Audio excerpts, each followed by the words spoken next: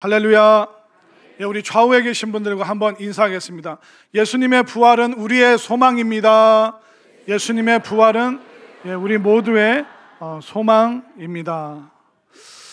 오늘 제가 평소에 옥구슬 같은 소리가 아닙니다. 제가 특밤 때 너무 좀 세게 기도했는지 약간 좀 목이 쉬었는데, 여러분들 또 설교 들으실 때 또 양해해 주시면 감사하겠습니다. 자, 기독교는요, 십자가의 종교이면서 동시에 부활의 종교입니다. 기독교의 기원은 어떻게 보면 성탄절이 아니라 부활절이라고 우리가 이야기를 할 수 있습니다. 사실 모든 종교가 이 탄생을 기념하는 날을 다 갖고 있습니다. 자, 우리 기독교는 12월 25일이죠. 불교는 며칠일까요? 음력 4월 8일이죠.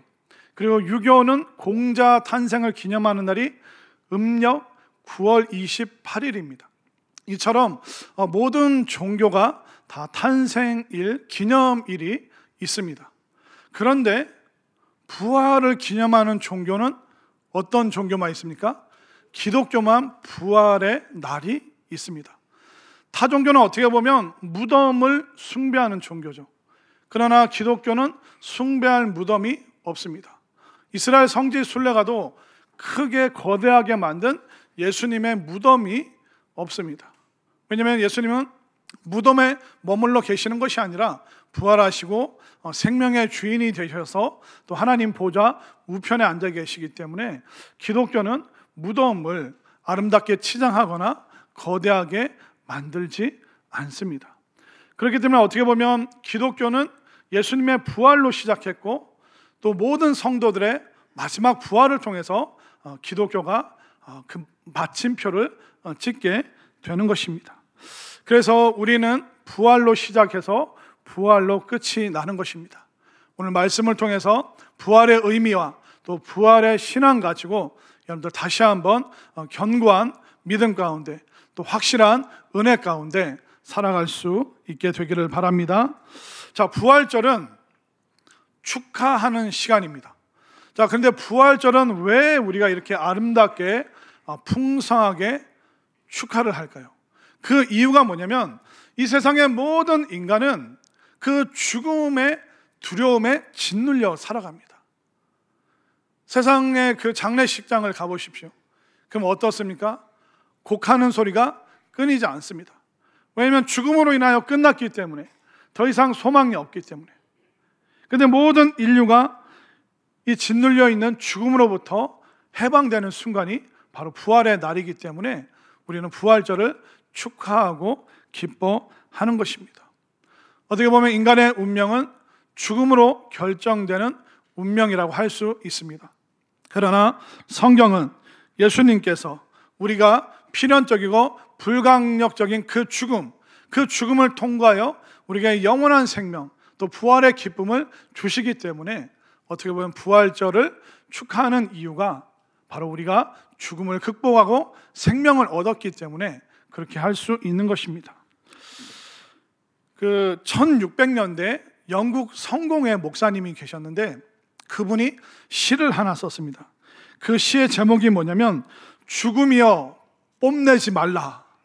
좀 특이한 제목이죠. 한번 읽어드리겠습니다. 어떤 이들은 너를 힘세고 무섭다고 말한다. 그러나 넌 그렇지 않구나. 너의 생각에 내가 해치운다고 여기는 사람들은 죽는 게 아니다. 불쌍한 죽음아, 넌 나도 죽일 수 없다. 너의 그림자에 지나지 않는 휴식과 잠에서 나는 큰 기쁨을 누린다. 너는 운명, 우연, 제왕들, 그리고 절망한 자들의 노예다. 그리고 독약과 전쟁과 질병과 함께 산다. 그뿐인가 아편이나 마법도 너의 일격만큼 또는 더 잘 우릴 잠들게 한다. 그런데 왜 뽐내느냐? 낮잠 한 잠 자고 나면 우리는 영원히 깨어난다. 그러면 죽음은 더 이상 없을 것이다. 죽음이여 내가 죽으리라. 그렇게 말하고 있습니다. 사도 바울도 동일한 고백을 했습니다. 사망아 너의 쏘는 것이 어디 있느냐? 사망이 그 불화살을 쏘는데 그 불화살 더 이상 없다는 것입니다.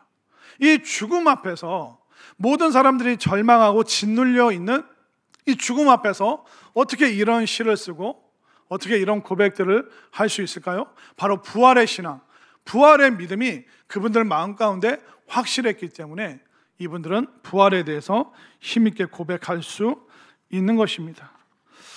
그렇기 때문에 우리가 제일 먼저 해야 될 게 뭘까요? 이 부활의 기쁨을 온전히 깨닫는 것입니다. 그래서 중세 시대 교회에서는 뭐가 있었냐면 부활절 예배 때 웃음 예식이라는 게 있었습니다. 그러니까 설교자가 재밌는 얘기를 하면 평소보다 성도들이 더 깔깔깔거리면서 막 웃습니다. 왜냐하면 그 예배를 통해서 우리는 죽음을 이겼다. 어떻게 보면 우리는 웃음을 통하여 죽음을 조롱한다. 죽음아, 너의 쏘는 것이 어디 있느냐? 우리는 예수님으로 말미암아 생명을 얻게 되었다. 그 의미로 중세 교회에서는 이 부활절날 웃음 예식이라는 것이 있었습니다.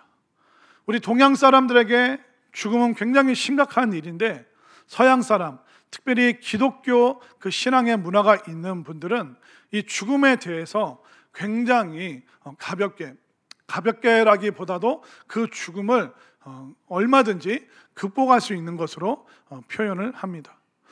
우리 동양적인 사고방식에 있어서 옛날에 한번 생각해 보십시오. 누가 돌아가시면 상여를 막 끌고 가죠. 그럼 뒤에 따라가는 분들이 뭐 짚고 따라가요? 지팡이, 대나무 짚고 따라가면서 눈물은 안 나는데 뭐라고 소리를 해요? 아이고, 아이고. 그리고 동양은, 한국은 공동묘지가 도시 안에 있습니까? 아니면 저 산골짜기에 왜 따로 떨어져 있습니까? 멀리 떨어져 있죠. 그런데 유럽이나 미국의 드라마, 영화를 보십시오. 그 공동묘지가 어디 있을까요? 도시 한복판에. 그러니까 유럽은 시청과 교회가 항상 마주보고 있었습니다. 그 시청과 교회 거기 앞에 동그란 광장이 있고요. 그리고 교회 뒤에는 그 공동묘지가 있습니다. 그리고 그 공동묘지를 감싸고 이제 마을이, 도시가 형성이 되죠. 우리는 죽음을 꺼려합니다. 죽음과 관련된 그런 장소, 그런 물건들이 가까이 있으면 싫어했습니다.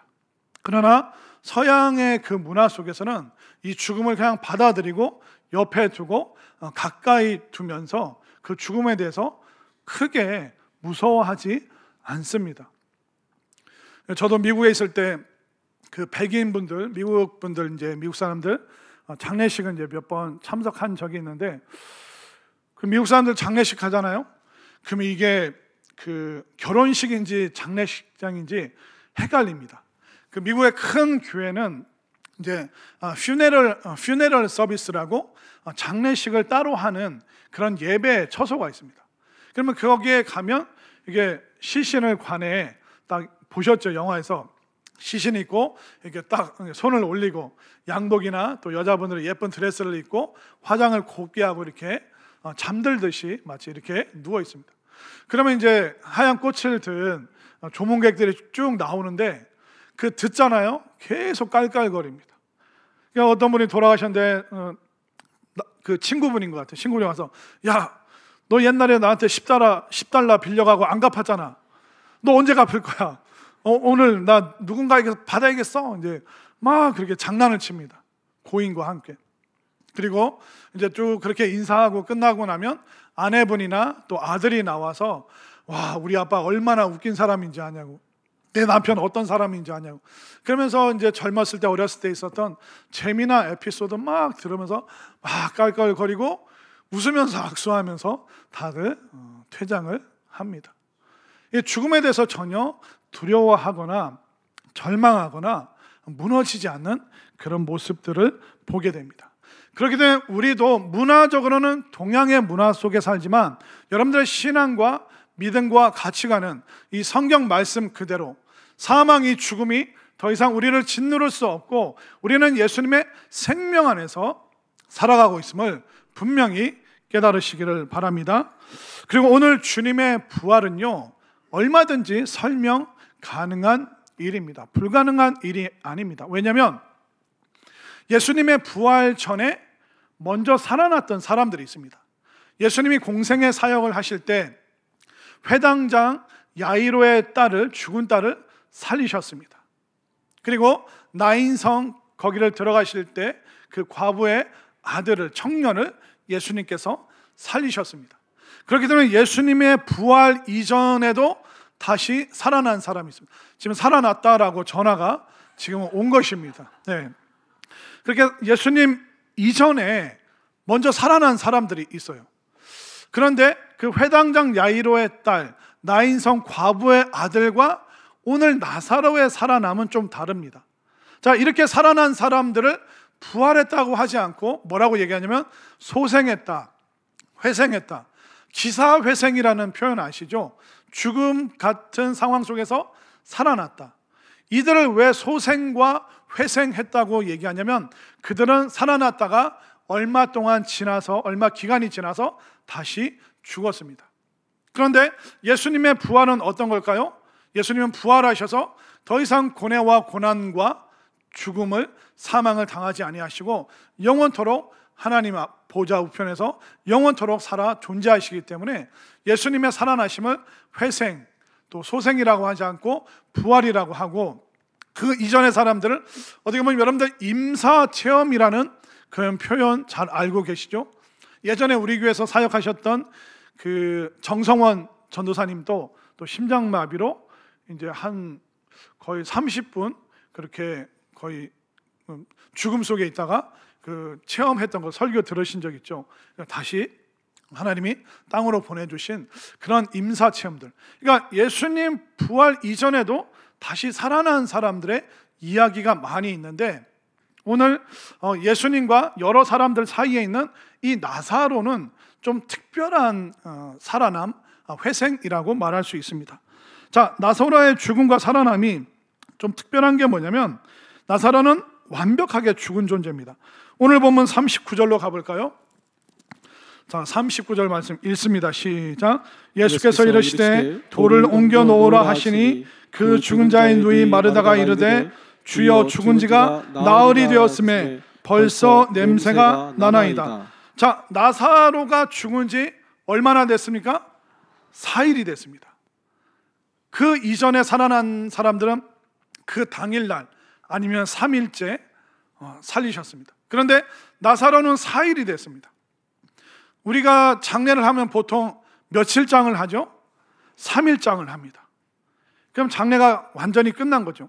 4일째 한다는 것, 4일이 됐다는 것은 완전히 모든 것이 다 끝나고 시신이 부패하고 있다는 것입니다. 자, 이 3일장 속에서 입관을 둘째 날 합니다. 입관을 둘째 날 하는 이유는 뭐냐면 그날 돌아가셨어도 혹시 진짜 어떤 임사체험처럼 다시 살아나는 경우가 과거에 많이 있었기 때문에 의사 선생님이 돌아가셨다 그렇게 판단을 해도 하루가 지나서 살아날 수도 있기 때문에 하루가 지나서 입관을 했는데, 진짜 이렇게 살아나는 일들이 종종 있습니다. 예전에 제가 한번 설명드린 적이 있는지 모르겠는데 옛날에 좀 오래된 아파트가 있었습니다. 이게 5층 엘리베이터가 없는 5층 아파트가 있었는데 이때 70대 부부가 같이 사셨는데 어느 날 아내분이 심장마비로 돌아가신 거예요. 그러니까 이게 5층에서 이 시신을 옮기려니까 어떻게 했냐면 그냥 관에 넣어서 우리가 그렇게 옮기자 해서 이제 운구하시는 분들이 관에 넣어서 이제 그 아내 되시는 분을 모시고 내려가는데 밑에서 발을 헛디뎌서 그 5층에서 4층 내려가다 그냥 4층 여기 쾅 부딪힌 거예요. 그때는 관 속에서 소리가 나는 거예요. 이게 뭐지? 열어봤더니 진짜 이 아내분이 쾅 충격을 받으면서 이 여자분이 살아난 거예요. 그래서 막 다들 놀라고 너무 좋아하고, 그렇게 이 여자분이 3년 동안 잘 사시다가 3년 되는 어느 날 또 심장마비로 돌아가셨어요.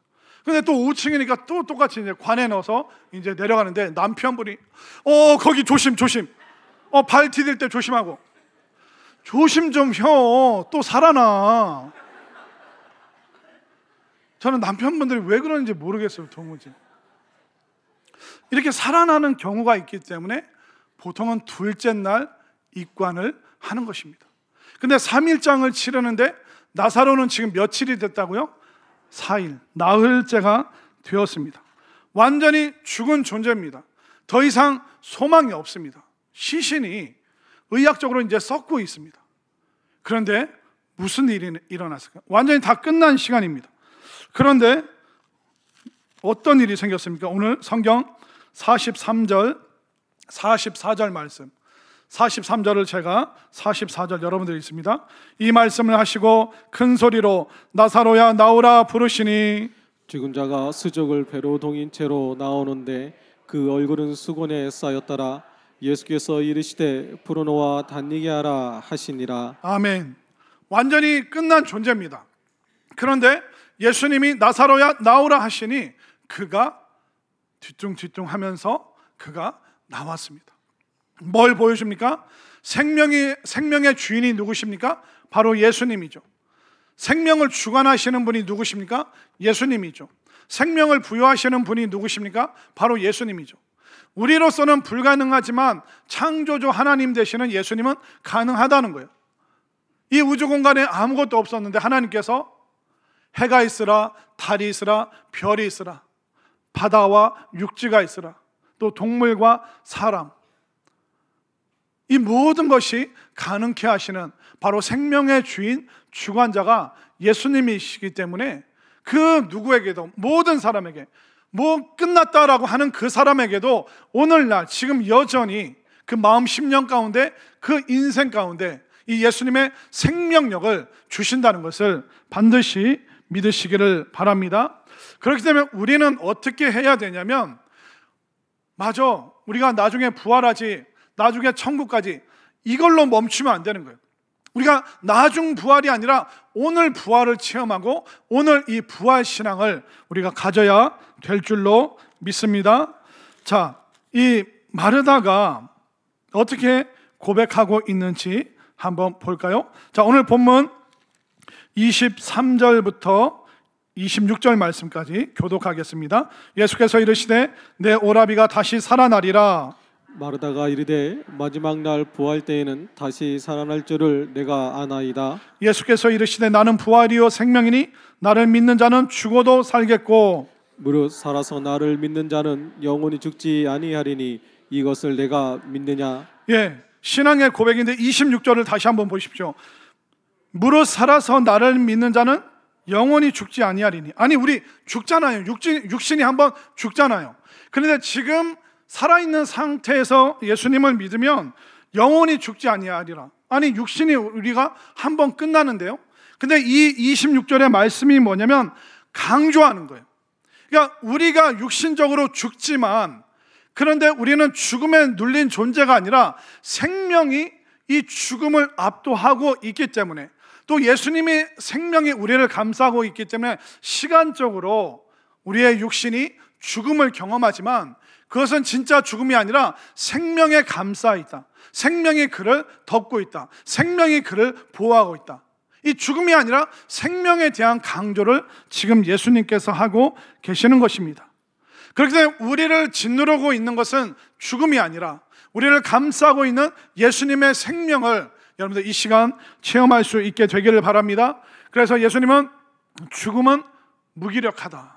그래서 죽은 존재를 잔다라고 말씀하십니다. 자는 사람은 시간이 되면 깨어나는 거예요. 우리도 바로 이 생명, 자다가 깨는 그 생명이 바로 예수님을 통해서 주어짐을 믿으시길 바랍니다. 우리가 요한복음을 읽었는데요, 요한은요 좀 독특한 면이 있습니다. 그게 뭐냐면 요한은 예수님의 겟세마네 기도를 기록하지 않습니다.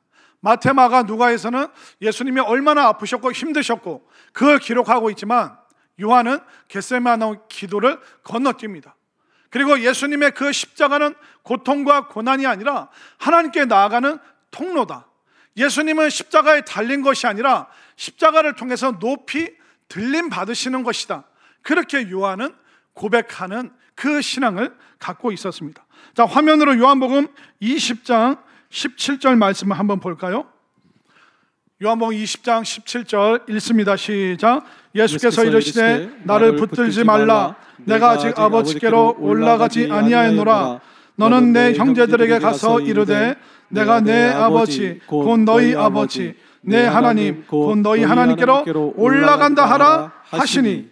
그러니까 십자가는 하나님께로 올라가는 통로다. 그리고 하나님께 올라가는 그 분명한 사실은 바로 예수님의 부활, 그 영원한 생명을 통해서 우리는 다 보았고 우리가 증인이다. 이것을 사도 요한은 힘주어 말하고 있습니다. 그렇기 때문에 우리가 이 부활 신앙을 나중 천국 가서 경험할 거 그렇게 여기는 것이 아니라 오늘 우리가 부활을 체험하기 위해서 뭘 해야 될까요? 이 마르다와 같은 고백, 사도 요한과 같은 고백을 해야 됩니다.